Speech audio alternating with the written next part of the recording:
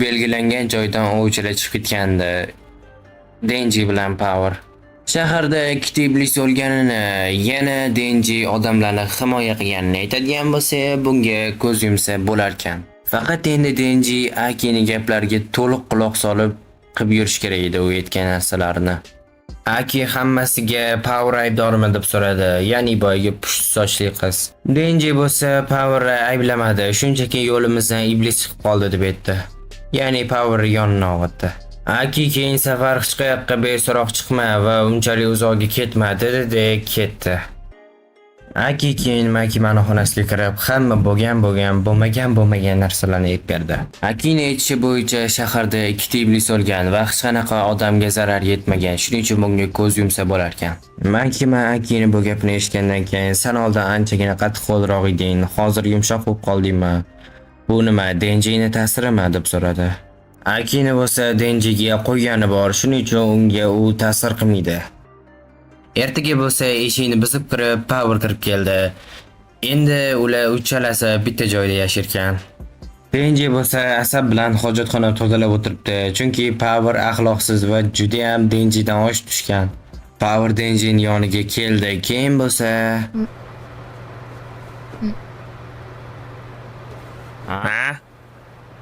Bizga kelishib olgandik, to'g'rimi? Endi ko'kraklarim o'ynashim mumkin. O'yna. ya'ni bizani Denji orzusiga yetishiga sal qolgan paytda nihoyat Denji ushab ko'rdi va Shu xolosmi? Denji bu uchun ancha harakat qilgandi va boshqa narsani kutgandi, lekin bor yo'g'i shu xolos ekan. Denji sal g'alatiroq bo'lib qoldi, chunki u o'ylagan narsa o'z kutganidek bo'lmadi. Makima Denjining unaqa g'alati bo'lib qolganini ko'rdi va nima bo'ldi deb so'raganda, Umrimda birinchi marta ko'kraklarni ushlab ko'rdim. Lekin bu men o'ylaganimdek zavq bermadi. Makima bitta taklif etdi, ya'ni o'q iblisini o'ldirish. O'q iblisi kim yoki nima deyishinglar mumkin. Ya'ni o'q iblisi bu haqiqiy eng kuchli iblis. Dunyodagi eng kuchli iblis. Agar Denji o'q iblisini o'ldira oladigan bo'lsa, Makima Denjini nima desa ham qilar ekan. Ha, aytgancha, Aki ham o'q iblisini o'ldirishni xohlaydi. Nimaga deysizlarmi? Unda o'tmishga qaytamiz. Aki yoshligidan unchalik ham oilasi bilan chiqishmasdi. Adasi bilan beysbol o'ynash so'raganda adasi yo'q dedi, chunki uni ukasi kasal edi. Aki bu gapni eshitib jahl bilan tashqariga chiqib ketdi. Uni orqasidan bo'lsa ukasi ham chiqdi. Boshda uni haydashga harakat qildi, keyin bo'lsa ukasi ham u bilan qo'shilib o'ynaganini ko'rgandan keyin u ancha xursand bo'ldi, chunki u yolg'iz emas edi. Ukasiga bo'lsa tezroq qo'lqopingni kiyib chiq, tashqarida o'ynaymiz deb aytdi. Lekin u uyga kirishi bilan Akini ko'z oldida nafaqat Akining oilasini, balkim juda ham ko'p insonlarni bir vaqt o'zida o'q iblisi o'ldirgan. Denji o'q iblis kimligini to'liq tushunmadi-yu, lekin albatta men uni o'ldiraman deb aytdi.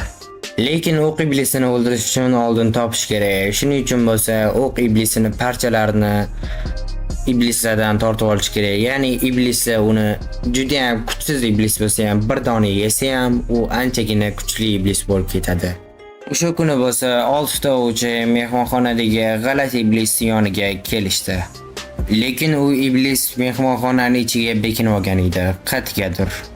Himeno ismli bir ko'zli qiz bo'lsa, kim agar iblisni o'ldirsa, men uni o'zim o'pib qo'yaman deb aytdi. Ha do'stlar, endi Denjida yangi maqsad bor. Maqsadga erishish uchun bo'lsa harakat qilish kerak. Ularning yo'lidan bo'lsa qanaqadir g'alatiroq kalla yurib chiqdi. Keyin Power kallani fatality qildi. Himeno ham bitta iblis bilan shartnoma tuzgan ekan, ya'ni arvoh iblis bilan. U iblisga o'z ko'zini bergan ekan, iblis yeyishiga. Uni qobiliyatlari bo'lsa, xuddi o'sha arvohdek, faqat uni qo'lini ishlatib olar ekan. Ko'rmas qo'l bo'lib xuddi.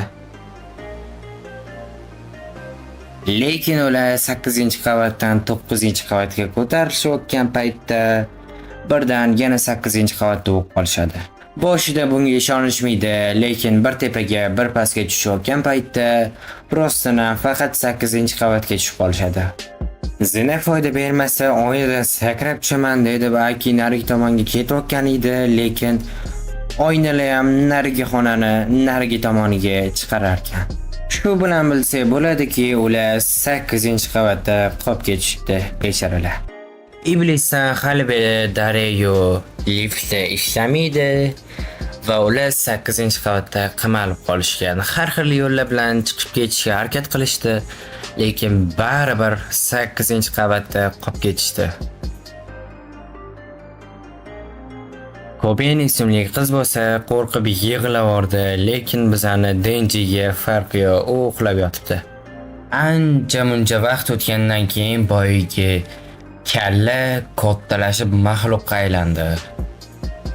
Keyin bo'lsa u maxluq ovchilarga bitta shartnomani taklif qildi.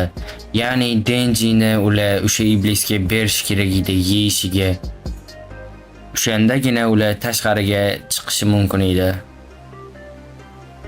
Keyin bo'lsa bu gapni eshitib qolgan Kobeni tashqariga chiqdi va Denjiga hujum qildi. Himeno uxlab bo'talog'im deb qorniga bitta soluvdi, rostdan ham uxlab qoldi. Ular rostdan ham haqiqiy hayotdan uzilib qolishgandi. Shuning uchun Akini tulki iblisi ham kela olmadi. Birinchi bilan birga bir qoqishma qilishmoqchi edi, lekin baribir bu ish foydasiz bo'ldi. Oxirgi chora faqatgina Denjini o'ldirib iblisga berish kerak edi, lekin baribir Aki buni xohlamadi. Keyin bo'lsa ovchilar o'zi bir-biri bilan janjallashishni boshladi. Shu bilan iblisga ham ancha kuch qo'shildi. Ular bir amallab bitta joyga turib olishdi. Iblis bo'lsa, "Hali ham menga Denjini beringlar" deb gapirib yotardi. Aki ancha ahvol yomonligini bilardi, shuning uchun u qilichini ishlatmoqchi edi. Qilichini ishlatish deganda u ya'ni qilichi bilan u iblisni bemalol o'ldira olardi. Faqat Akini umri ketardi anchagina. Shuning uchun ham Himeno uni to'xtatdi. Qolganlar bo'lsa tezroq Denjini o'ldirib botdan chiqib ketishga harakat qilishdi, lekin endi Denjini o'ldirayotgan paytda Aki uni qutqarib qoldi. Keyin nimaga Denjini o'ldirmoqchi bo'lganinglarni tushunmayman, lekin menga o'q iblisini o'ldirish uchun anchagina ahmoq bo'lsa ham ovchilar kerak deb aytdi. Chunki u aniq bilardiki, o'q iblisini bitta o'zi o'ldira olmas edi. Denji Akini gapini eshitdi va qolganlardan ancha jahli chiqdi va pastga tushib iblisga o'ldiraman deb aytdi. To'g'ri yutqizish ham mumkin edi, lekin baribir bor kuchi bilan harakat qilishini aytdi.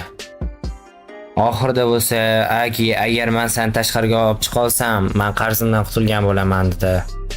Keyin bo'lsa pastga sakradi.